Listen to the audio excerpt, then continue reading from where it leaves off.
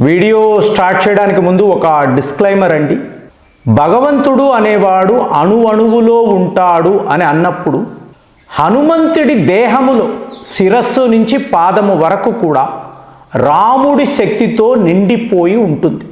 అలాంటిది మీరు చూసిన ఆ హనుమంతుడి పాదము అనేది రాముడి శక్తి, రాముడి బలము. ఆ బలముతోనే హనుమంతుడు తన శత్రువులను జయించుకు వచ్చాడు అనే తత్వాన్ని మనం ఇక్కడ అర్థం చేసుకోవాలి. వేరే విధంగా ఎటువంటి ఆలోచనలు లేవు. సో హనుమంతుడు అంటేనే రాముడు.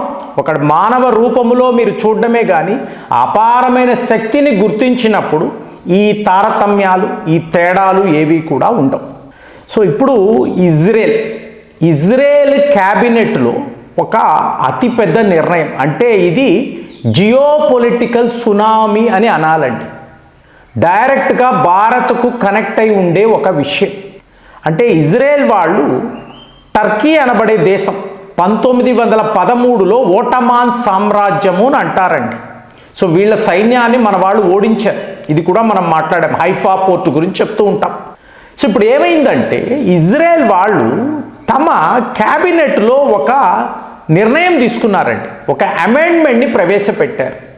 దీని ప్రకారం for the first time in the history of Israel Armenia అనబడే దేశం, మన మిత్ర దేశం అండి. మొన్న కూడా మాట్లాడాం, మే నెల వాళ్ళ రిపబ్లిక్ డే పెరేడ్ అప్పుడు మొత్తము కూడా భారత్ ఆయుధాలతో నిండిపోయిన పెరేడ్ ఇది. సో ప్రపంచమంతా కూడా షాక్ అన్నమాట. ఉంటే అమెరికా, రష్యా, చైనా ఆయుధాలు ఉంటాయి, కానీ ఇలా భారత్కు సంబంధించిన ఇన్ని అస్త్రాలా? అలాంటి అర్మీనియా జినోసైడ్ అని అంటారు. మీరు నమ్మరు ఫ్రెండ్స్, 1,50,00,000 మంది ప్రజల ప్రాణాలు తీసిన ఓటమాన్ సామ్రాజ్యం. ఇది ఎంత ఒక దారుణమైన చర్య అంటే, ఈ మహిళలు, పిల్లలు ఉంటారు చూసారా, వీళ్ళని ఈ సిరియా వద్ద ఉండే ఎడారి అక్కడికి తీసుకువెళ్ళి, ఇందులో 1,00,000 మంది ఉండొచ్చు, 1,50,000 ఉండొచ్చు, ఎంత మహిళలు, పిల్లలు చెప్తున్నారు, తీసుకువెళ్ళిపోయి వాళ్ళకి ఎటువంటి ఆహారము లేకుండా, నీరు లేకుండా విడిచిపెట్టి తిరిగి వీళ్ళు వచ్చేసారు. ఓటమాన్ సామ్రాజ్యము వాళ్ళ సైనికులు. అంటే మానవత్వము అంటే ఏంటో కూడా వీళ్ళకి తెలియదు. ఇప్పుడు చూడండి, జలియన్ వాలాబాగ్ గురించి మాట్లాడతాం.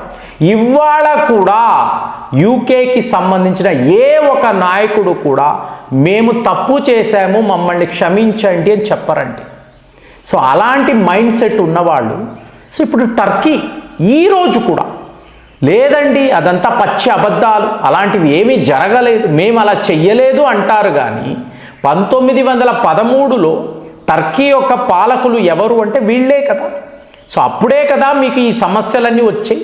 మీకు అర్మీనియాతో వీళ్ళకు ఉన్న ఆ కాన్ఫ్లిక్ట్, అర్మీనియాను శిక్షించాలనే ఉద్దేశముతో పురుషులు అంటే మీకు అక్కడికక్కడే అత్యంత కిరాతకంగా వాళ్ళ ప్రాణాలు తీశారు. ఇక మహిళలు, పిల్లలు అన్నప్పుడు వాళ్ళని ఎడారిలోకి తీసుకువెళ్ళి విడిచిపెట్టేసి వీళ్ళు అలా వచ్చేసారు. సో మరి ఇప్పుడు ఎందుకంటే ఇజ్రాయెల్ ఈ పని చేస్తుంది? ఓటమాన్ సామ్రాజ్యము, టర్కీ చేసింది అతి పెద్ద తప్పు, ఈ జీనోసైడ్ని మేము ఖండిస్తున్నాము అని వాళ్ళ పార్లమెంట్ లెవెల్లో ఒక అమెండ్మెంట్ను కూడా వీళ్ళు తీసుకొచ్చారు. అంటే ఇవాళ ప్రపంచంలో 35 దేశాలు అవును ఇది జరిగింది అని చెప్పి అంగీకరిస్తారు. వరల్డ్ లెవెల్లో ఎన్నో మెమోరియల్స్ ఉంటాయి. అర్మీనియా అన్నప్పుడు ఒక చిన్న దేశం అండి. వీళ్ళకి ఎప్పుడు కూడా అజర్బైజాన్ అనబడే ఇంకొక దేశముతో ఈ పోరాటాలు ఉంటూ ఉంటాయి. అజర్బైజాన్కి పాకిస్తాన్, టర్కీ లాంటి దేశాలు సపోర్టుగా నిలబడతారు. సో మనము అర్మీనియాకు సపోర్టుగా, ఇదే నేను మాట్లాడాను, భారత్ అర్మీనియాకు సపోర్టుగా నిలబడినప్పుడు ఇజ్రాయెల్ అజర్బైజాన్ వైపు ఎలా ఉంటుంది? ఎందుకు ఇలా చెప్తున్నానంటే, అజర్బైజాన్కి ఇజ్రాయెల్ వాళ్ళు ఆయుధాలు ఇచ్చేవాళ్ళంట. సో అలాంటప్పుడు మనతో శత్రుత్వమా? ఇదేదో శ్రీకృష్ణార్జున యుద్ధములా ఉంటుంది భారత్కి ఇజ్రాయెల్ మధ్య ఇలాంటి ఒక కాన్ఫ్లిక్ట్ ఉంటే. నో, అలా లేదు. ఈరోజు ఇజ్రాయెల్ వాళ్ళు ఇంత పెద్ద నిర్ణయం తీసుకున్నారు. వాళ్ళు ఏమంటారు అంటే, అర్మీనియా విషయంలో టర్కీ చేసింది చాలా పెద్ద తప్పు. మరి ఇన్నేళ్ళు ఎందుకు నువ్వు అనలేదు? బెంజమిన్ నెతన్యాహు నిన్నే అడుగుతున్నాము, ఇన్నేళ్ల పాటు ఎందుకు నువ్వు ఇలాంటి ఒక అమెండ్మెంట్ను తీసుకురాలేదు? ఇజ్రాయెల్ యొక్క వైఖరిని నువ్వు ఎందుకు బయట పెట్టలేదు అంటే ఇక్కడ చాలా లోతుగా ఉంటుందండి. ఇజ్రాయెల్ అనే దేశాన్ని మొట్టమొదట అంగీకరించిన ఒక ఇస్లామిక్ కంట్రీ టర్కీ అండి. గల్ఫ్ దేశాలు కానీ పాకిస్తాన్ కానీ ఎవరూ కూడా ఇజ్రాయెల్ని ఒప్పుకోరు. టర్కీ వాడు ఒప్పుకున్నాడు. కాబట్టి మీకు టర్కీకి ఇజ్రాయెల్ మధ్య ఒక ఫ్రెండ్షిప్ ఉండేది. అలాగే మీరు చూసారనుకోండి, టర్కీ అనేది ఒక నాటో దేశం. అంటే అమెరికా వాడు టర్కీని కలుపుకున్నాడు. సో ఇది రెండవ కారణం. ఇంకా మూడవది చూశారు అనుకోండి, మీకు టర్కీ అనబడే దేశము అమెరికాతో కలిసి ఇజ్రాయెల్కు ఎప్పుడూ కూడా సహాయం చేసేది. ఇది ఎలా ఉంటుందంటే, టర్కీ నుంచి ఒక పైప్ లైన్ అనేది ఇజ్రాయెల్ దాకా కూడా వస్తుంది. సో ఇలాగ వీళ్ళ మధ్య మంచి ఫ్రెండ్షిప్ ఉండడము, అజర్బైజాన్కి కావలసిన ఆయుధాలు కూడా ఇజ్రాయెల్ ఇవ్వడము, ఇదంతా జరిగింది. కానీ ఇక్కడ భారత్లో 2016 నుంచి 2026 వరకు కూడా మన వైఖరి మారిపోయింది కదా. మనము టర్కీని డైరెక్ట్గా శత్రు దేశము అని ప్రకటించాం. సైప్రస్ విషయంలో టర్కీ చేస్తున్న దారుణాలను ప్రపంచానికి తెలియజేస్తున్నాం. అంటే మన ఫారిన్ పాలసీలో వచ్చిన చేంజ్. సో ఇప్పుడు మీకు ఇజ్రాయెల్కిను హమాస్ మధ్య ఈ యుద్ధము స్టార్ట్ అయింది కదా.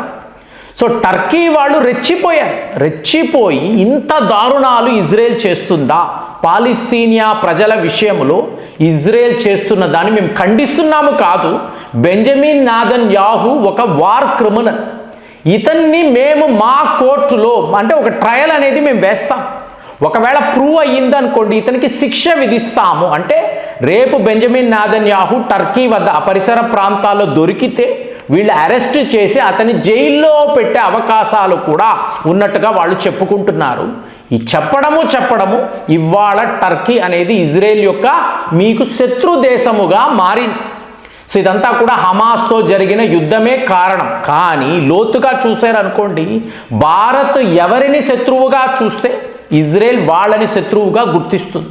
మనము డైరెక్ట్గా ఓటమాన్ సామ్రాజ్యం అన్నప్పుడు ఐఫా నగరాన్ని వీళ్ళు కబ్జా చేశారు కదా, వీళ్ళు కాంక్వైర్ చేశారు కదా, నీ మీద దండయాత్ర చేశారు కదా, అదంతా మర్చిపోయి టర్కీని మిత్రదేశము అంటావా? దీన్ని నువ్వు గమనించలేదా?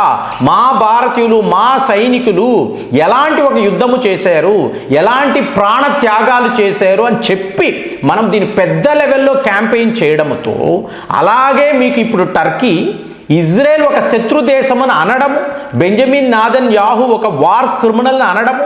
సో ఇదంతా చూసినప్పుడు ఇజ్రాయెల్ ఇవాళ తన వైఖరిని మార్చుకుంది. అంటే కరెక్ట్ అయిన డైరెక్షన్లో ఇప్పటివరకు స్వార్థంగా ఆలోచించారు. టర్కీ వాళ్ళు మమ్మల్ని అంగీకరించారు, నాటో దేశము మాకు ఇలాగా ఆయిల్స్ సప్లై చేస్తున్నారు, ఇదంతా ఆలోచించారు కాదు. టర్కీ ఎప్పుడూ కూడా ద్రోహానికి పాల్పడిన ఒక దేశం. వాళ్ళకి ఎప్పుడూ ఎథికల్ వాల్యూస్ లేవు. సో వాళ్ళు పాకిస్తాన్కి సపోర్ట్గా ఉంటున్నారు, ఆర్మేనియా లాంటి ఒక దేశం మీద విరుచుకు పడుతున్నారు. దానికి ప్రొటెక్షన్గా మనము నిలబడ్డాము. ఇవాళ ఇజ్రాయెల్ కూడా మనతో కలవడము అనేది ఒక అద్భుతమైన విషయము. ఇది ఒక మేజర్ చేంజ్ అండి. మీకు ప్రపంచ పాలిటిక్స్లో మీకు ఇజ్రాయెల్ ఆర్మేనియాకు సపోర్ట్గా నిలబడడం అంటే డైరెక్ట్గా రష్యాకే మేము సపోర్ట్గా ఉంటున్నాము అనేదే ఇందులో అర్థము. మరి ఇంత పెద్ద నిర్ణయం ఇజ్రాయెల్ వాళ్ళు తీసుకున్నారు.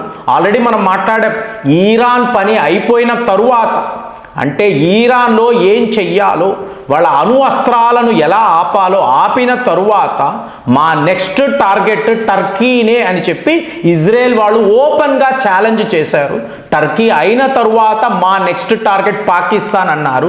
ప్రపంచంలో ఎవడు ఉన్నా లేకపోయినా ఈ దేశాలనైతే మేము విడిచిపెట్టము అని చెప్పి ఇజ్రాయెల్ వాళ్ళు ఓపెన్గా చెప్పినప్పుడు ఇదంతా రియాలిటీ అవుతుందని మీకు అనిపిస్తుందా?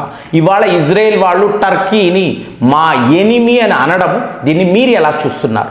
కామెంట్స్లో రాయండి. మళ్ళీ వచ్చే వీడియోలో కలుద్దాం. జై హింద్.